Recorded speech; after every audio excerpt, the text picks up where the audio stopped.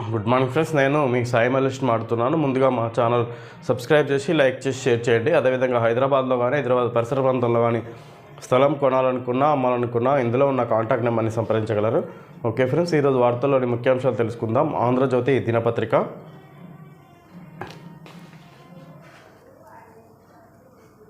65 ఏళ్లు దాటిన ఆరోగ్య బీమా, హెల్త్ ఇన్సూరెన్స్ వయోపరిమితి రద్దు. క్యాన్సర్, గుండె జబ్బులు, ఎయిడ్స్ బాధితులకు బీమా సదుపాయం కల్పించాలి. ఇన్సూరెన్స్ వెయిటింగ్ కాల వ్యవధి 48 నెలల నుంచి 36 నెలలకు తగ్గింపు. జబ్బుల గురించి పాలసీదారులు వెల్లడించకపోయినా బీమా వర్తించాల్సిందే. మారటోరియం 8 నుంచి 5 ఏళ్లకు వేర్వేరు వ్యాధుల చికిత్సకు నిర్ణీత బీమా. సొమ్ము ఇచ్చేలా కంపెనీలు చర్యలు చేపట్టాలి. IRDAI కీలక నిర్ణయాలు. నోటిఫికేషన్ విడుదల. బీమా రంగ నిపుణుల హర్షం. మైగ్రైన్ మాయం, న్యూరో స్టిమ్యులేటర్ ఇంప్లాంట్తో బాధ నుంచి శాశ్వత విముక్తి. ఆసియాలోనే తొలిసారి AIGలో చికిత్స. నొప్పి సంకేతాలు మెదడుకెళ్లకుండా ఏర్పాటు. మారిషస్ యువతికి ఆపరేషన్ సక్సెస్. అన్ని రకాల దీర్ఘకాలిక నొప్పులకు ఈ ప్రక్రియ ఉపయోగపడుతుంది. డాక్టర్ నాగేశ్వర్ రెడ్డి.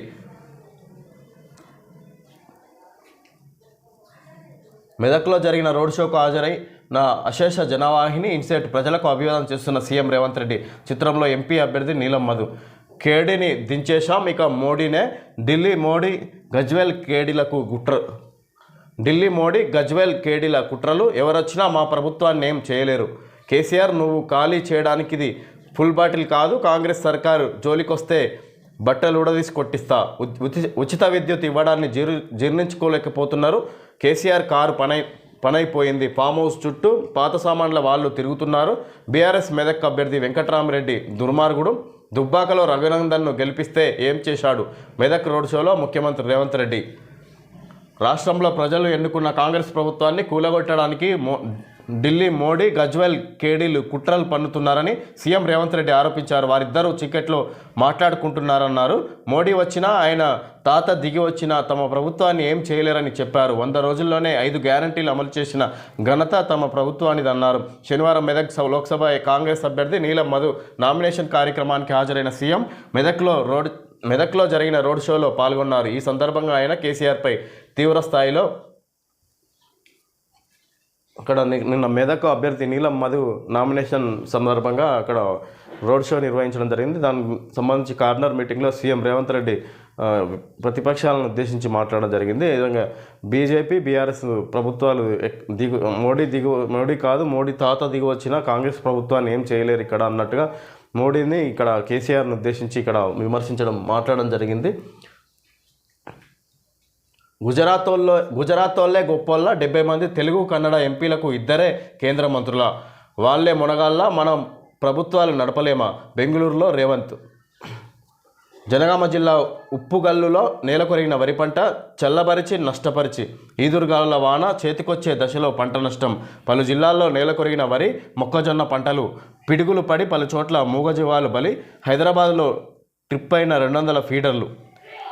పలు చోట్ల విద్యుత్ సరఫరాకు అంతరాయం. జనగామ జిల్లా నర్మేటలో 4.9 సెంటీమీటర్ల వర్షపాతం. రాష్ట్రంలో మరో 4 రోజుల పాటు వర్షాలు.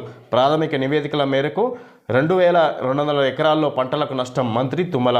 రాజేంద్ర నగర్లో ప్రధాన రహదారిపై నిలిచిన నీరు. ఈ విధంగా అకాల వర్షాలకు పంట నష్టమైనట్టుగా ఈ విధంగా తెలుసుకోవచ్చు. వివిధ మూగజవాలు కూడా చనిపోయినట్టుగా ఇక్కడ సమాచారం. బీఆర్ఎస్ అభ్యర్థి గెలిస్తే పార్టీ మారని చెప్పగలరా?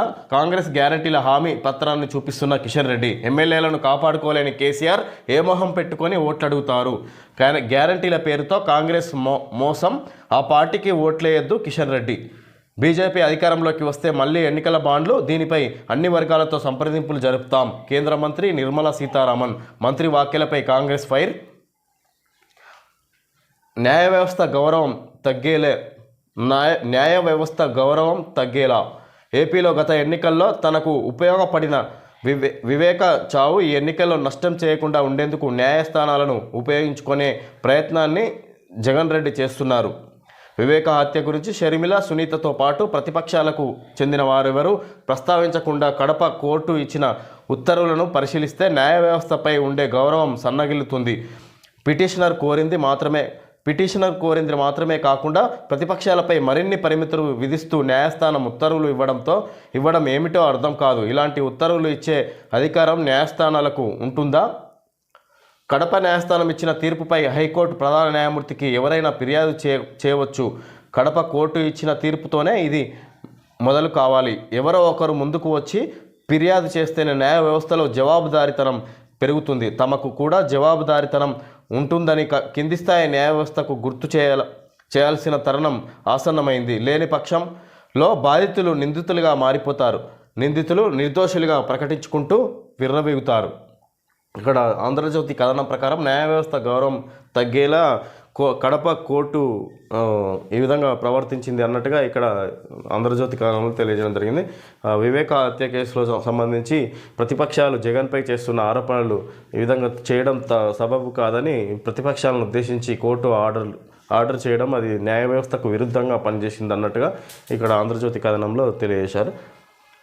సిన్స్ 1986 ప్లాస్టో తాగునీటి కొరకు సురక్షితమైన 8 లేయర్ ప్లాస్టో వాటర్ ట్యాంక్. ఇది ఇక్కడ యూపీసీ సంబంధించి 3 layer garden pipe RC Plasto tanks and pipes private limited. ఇక్కడ అడ్వర్టైజ్మెంట్ ఇవ్వడం జరిగింది అన్ని పైపులకు సంబంధించి.